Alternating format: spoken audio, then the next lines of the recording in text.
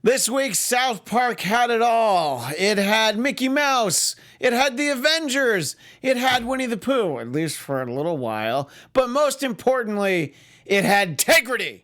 And so do we. By the end of this show, we want the South Park After Show to be banned in China. South Park After Show starts now. I'm Maria Menounos, and you're tuned in to AfterBuzz TV, the ESPN of TV talk. Now, let the buzz begin. Yes, indeed. Welcome to the South Park After Show. I am Christian Blatt, also banned in China. Steph Sabraw. I've been banned for a few years, much like our dear friend Winnie the Pooh. Yes. Not yet killed, but we're working on it. Randy might sneak up behind you, so be Just very choke careful. me to death. It's fine. Yeah, right, exactly. And, you know, look, there's throughout a lot of Asia, you might end up getting banned, so you have to be careful. You know how we like to start this show? First of all, we say what our names are, but we already did that part. The next thing we like to do, Check. Overall thoughts. Steph Sabraw, what did you think of Banned in China? I liked this episode. There wasn't a lot of laugh out loud moments, but it was a great episode. But the stuff I did laugh out loud at was really big laughs, but it was also one of those like, oh my God, really? Yeah, it was more like I couldn't look away from a lot of what happened. Yeah. I love all the cameos. I love when we have intellectual property, of other companies. That's why Imagination Land was always so great. I love that we got the return of Mickey Mouse. You know, the South Park version of Mickey Mouse. Me too. And he was great. I really enjoyed this. I had a lot of fun with it.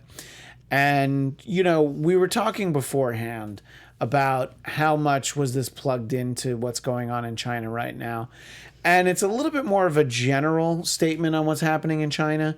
It's not specifically, like, I actually thought it was going to tie into the protesters in Hong Kong. I don't think it needed to. And so I'm glad that they didn't force the headlines into it. Yeah. You know, but obviously China has some human rights issues and some rights with maybe how they treat their prisoners, apparently. It seemed kind of like a missed opportunity to me, but it was still a solid episode, so I don't know how much I would have necessarily changed. Sure. But it seemed like it fit in perfectly with the plot of the episode. Yeah, no. It could have, but I don't know. I think that they kept the focus on the cartoon characters, which was good. One of the things that we should address right away in terms of actual taken from the headlines, and they say this blatantly in the episode, that the Winnie the Pooh looks like the Chinese president thing is legit, Steph. I think you actually you make up our crack research team here at the South Park After Show, and you got right on it. Our Jack and Crack research team. Are we getting into our special segment? I think it's important to get into right now, even though it's early in the show. Okay, so we'll get into because it's so important. It's such an important part of the story. It's a pivotal part of the show. We can't move forward without discussing this. So let me tell you, South Park fans, this is actually real. The Chinese government is indeed afraid of Winnie the Pooh, and they have outlawed him. It all started when, back in 2013, an image of Z, the president, with our president at the time, Obama, were walking in a golf course. Yeah. And he was compared to Winnie the Pooh, while the lanky and slender Barack Obama was, I guess, presumably Tigger. Not sure. And then there was a later image with him and the Japanese president at the time, where the Japanese president was compared to Eeyore, and he was again Winnie the Pooh. I mean, the comparison is pretty uncanny, and they started censoring Winnie the Pooh ever since then. They didn't allow Christopher Robin to be played in China, and later that same year, John Oliver on his show did an episode where he criticized the Chinese government human rights issues, as well as focused on the uncanny similarity of the president to Winnie the Pooh. So this is real, and I am so here for it. You know, I see a little bit of the similarity, but first of all, Xi Jinping, he wears clothes. He doesn't just have on a red shirt and no pants. I think that would be the bigger outrage if he dressed like Winnie the Pooh.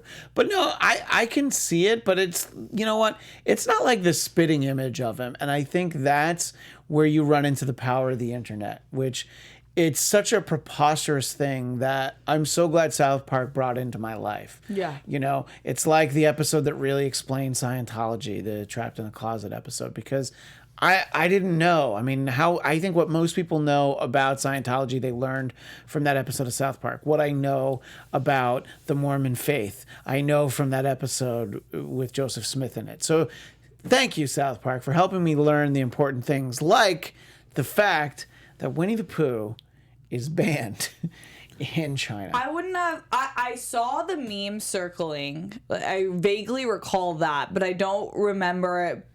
I don't remember knowing that they banned the movie and that he was sensitive over it.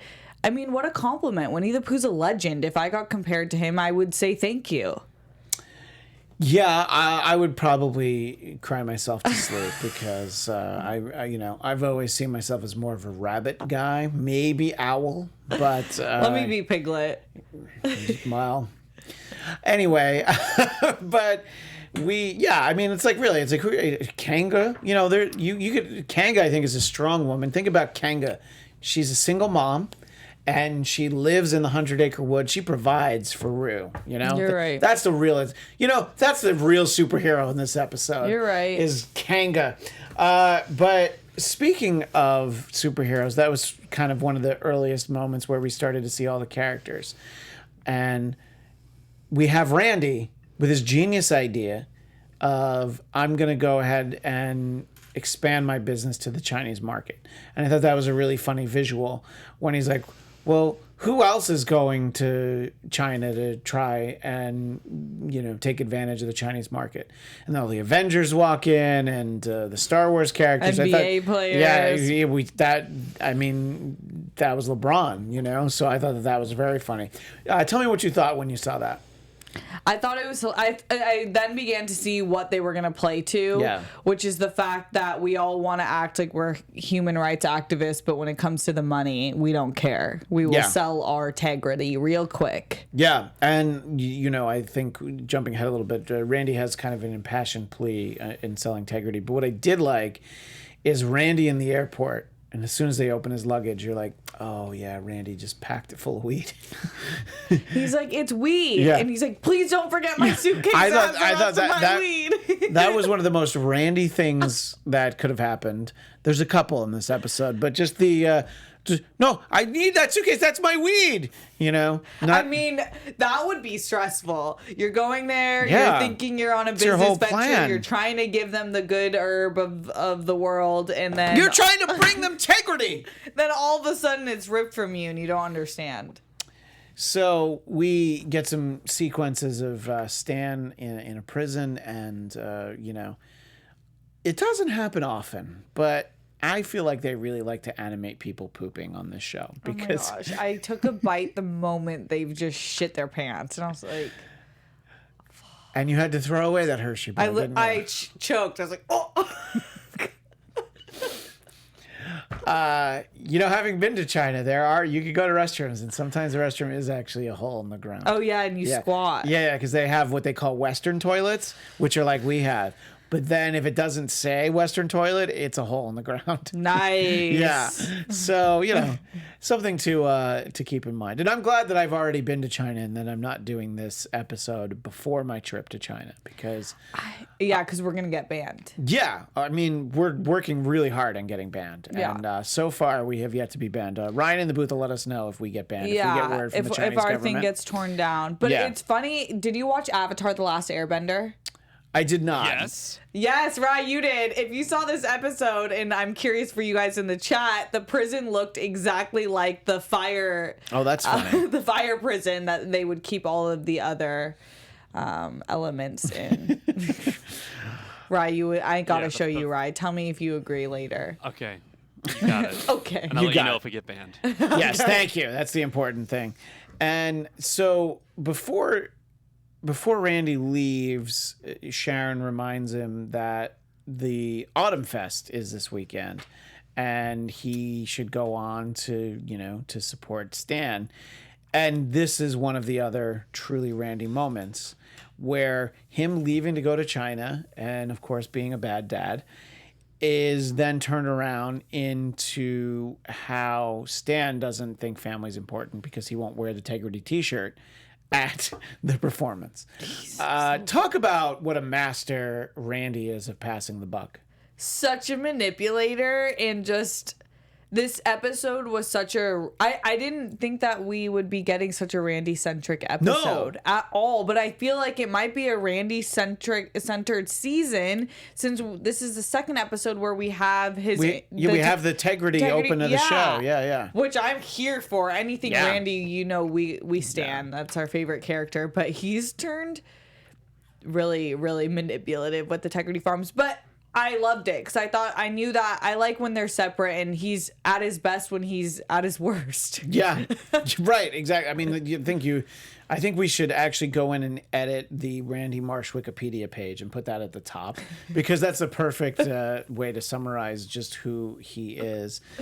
And of course, I thought it was very funny that when they set up Stan and the other kids in the band playing, the fact that it's just this like death metal music, and I watch it with the closed captioning on, so the lyrics were pretty funny. Some of the lyrics were pretty funny, and just Butters with the "I hate this farm," and I thought it was an interesting permutation of the band. We had Kenny, we had Stan, we had Butters, and we had Jimmy, and I found that to be interesting that that's who the band was. Yeah. Speaking of who made up the band, Captain Ramsey in the chat says, I kind of wish they didn't brush past the whole return of Kyle and Cartman so quickly. I would have liked to see that play out. I thought that was funny that they actually acknowledged that they had been away last week and they got dropped off by a bus in the middle of the episode. So I was just like, okay, that's why they're not in the band together. And I like the idea because it's obviously so often it is the four of them are the ones doing things together. And I thought that was a fun way, like, oh yeah, we're paying attention. We remember that we told a different story last week. I don't think it would have been a problem at all, because it's like we don't know how much time goes by between these episodes. Yeah. But I thought it was funny, and I loved the callback when the music producer comes in. I guess he technically ends up being a movie producer, and he talks about how he represents all the big bands in South Park. PC Babies. All the bands in South Park. I hadn't thought about the PC Babies. Me in a too. While. The PC Babies is my gang. Yeah, we love the PC Babies. So that was a really fun. And a funny point that he made, that music. You don't make money in music by selling music. Which is true. Make it in tours, which kind of became the second form of income for musicians. Yeah. Now you make it in biopics, which is so true because we see Travis Scott, like Motley Crue. There's so many movies coming out that are produced by the bands. Yeah, no, exactly. I mean, they're all producers in them, and it seems like we're definitely in the middle of the wave of the biopic. So I thought that was actually very funny. And then, of course, the whole point being that the biopic is tailor-made for the Chinese audience, and we have those Chinese generals on the set. And I mean, that was funny. But then when Stan's at home writing his story, and the Chinese generals behind him and like crossing things out. And also what I found to be a very funny moment when he's like, well, now I know how all the writers in Hollywood feel. And then the Chinese general just laughs. The best quote came right at that scene. And I think this summarized the entire episode. You got to lower your ideals of freedom if you want to suck on the warm teat of China. That was a pretty good one. I'll get to my favorite quote in a little bit. But that my is favorite so quote true. is from like the end of the episode. Really? Yeah, but that was good. Because it's like everyone, that's where all the money is, and we're just constantly changing the way we do stuff for them in a sense, but they don't match our ideals in any way. So how is that worth it? I'm totally on morals. So no, but I mean, hypocrisy. look, obviously it's, I mean, when you look at it realistically, everybody wants to be in business with the Chinese. You have so many movies are tailor-made to the Chinese audience. If a movie bombs here in the United States and even really the rest of the world, if it's a modest hit in China, it's like, well, we made so much more money, let's have more of it.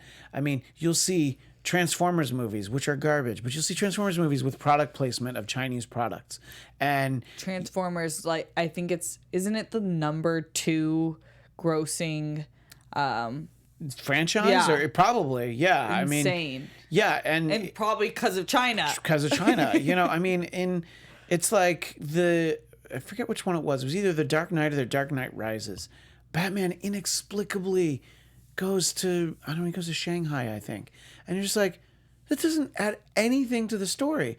But everybody wants that sweet Chinese co-production of like financing. I get it. It happens. And this doesn't matter. People are talking about, we're going to boycott this state here in the United States because of this law that they passed. And you can feel very strongly and passionately about that. I'm not saying that. But you're going to do business with China despite the fact that, they're like shooting children in the streets now. So there's one, and he's 18, so I guess technically that's an adult. But, you have these ongoing protests in Hong Kong. Massive humanitarian Right. issues. And there are enough issues. And it's like, look, and we're not going to just limit the movie industry to this. We do business with Saudi Arabia. Saudi Arabia, whose king killed an American citizen, had him murdered, and it's just shrugged off, because of why? Well, that's because of oil. It's all about money. None of us matter more than money. So it's like, oh, that's really too bad. South Park does the best job of just being like, you are all hypocrites. Yeah, they make us laugh, but at the same time, they make us think. That's one to grow on. We'll be right back. No, I'm just kidding. But at the same, no, it's like you're really thinking about what you watch after the fact, in a way where it's so funny. And I thought that the Winnie the Pooh thing was hysterical.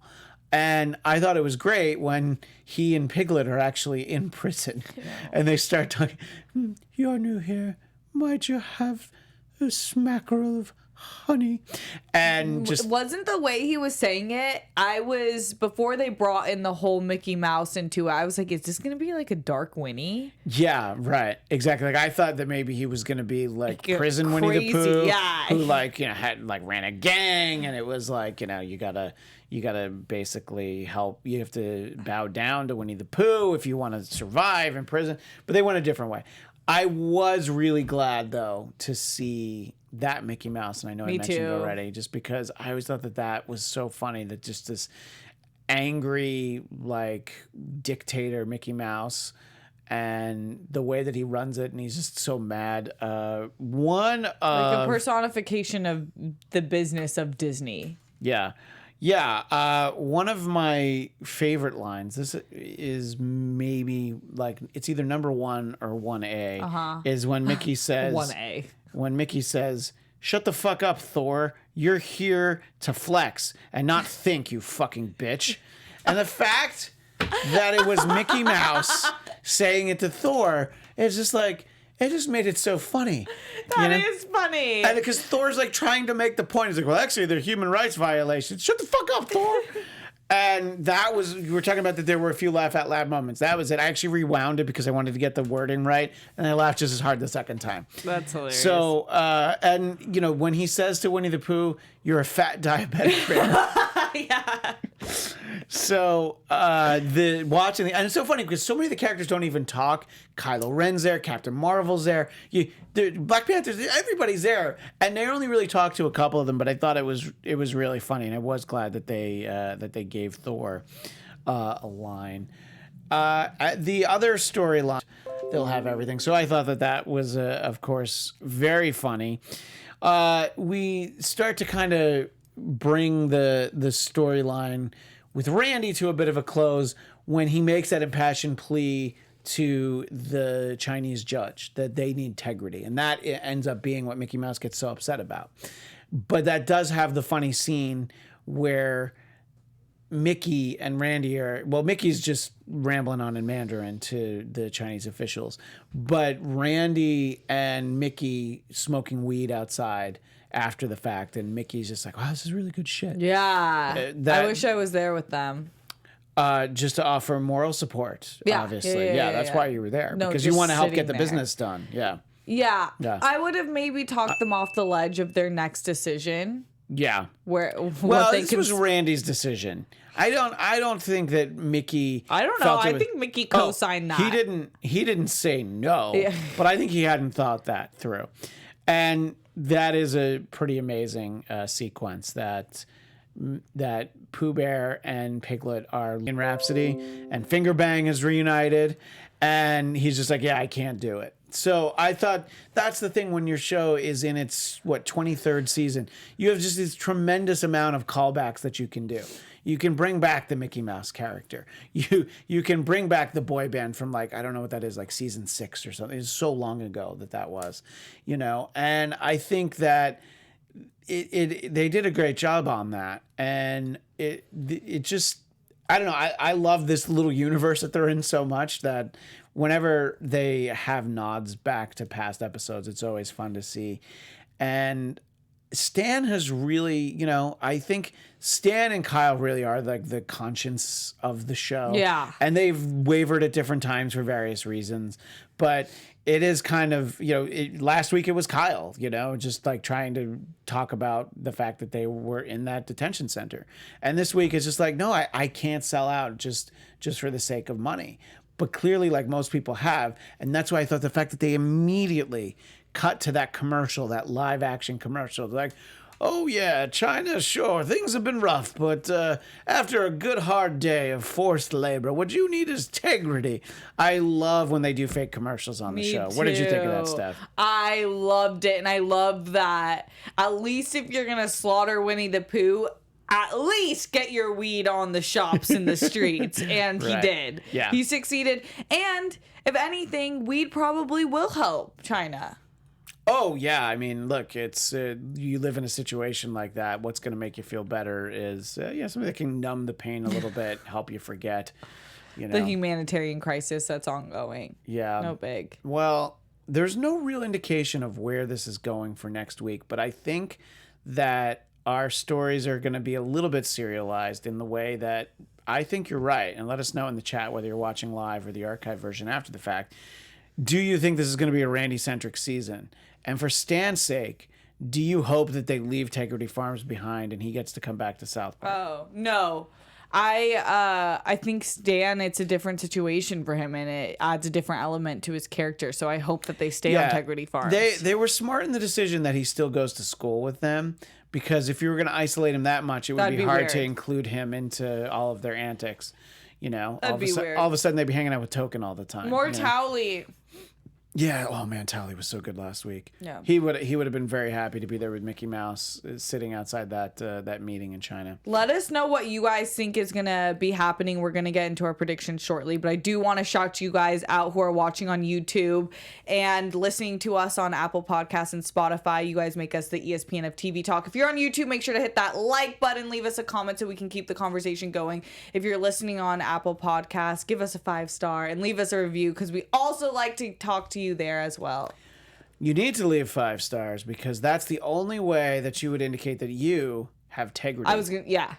Because if you leave 4 stars, you don't have Tegrity. No. You're basically the Chinese 3 government. stars, well, you're Randy Marsh. Yeah. Yeah. 2 stars, you're Cartman. Whoa. So 1 star, I don't know who you are, but I'll think of somebody. Heidi. Oh. Do you think we're going to see Heidi this year? No. I think that she might. No, I think Heidi definitely comes back at some point. Maybe not necessarily this season. Maybe not. When she comes back, it's going to be epic. Yes. She's going to definitely. There'll be the right storyline that's going on. That's in the That's sort of the buzzy story that's in the news right now. I think we'll definitely see Heidi again, but maybe not soon. But you never know. It's almost Halloween time, and. She might. She was. Yeah, she showed up and showed out last Halloween. Yeah, she definitely.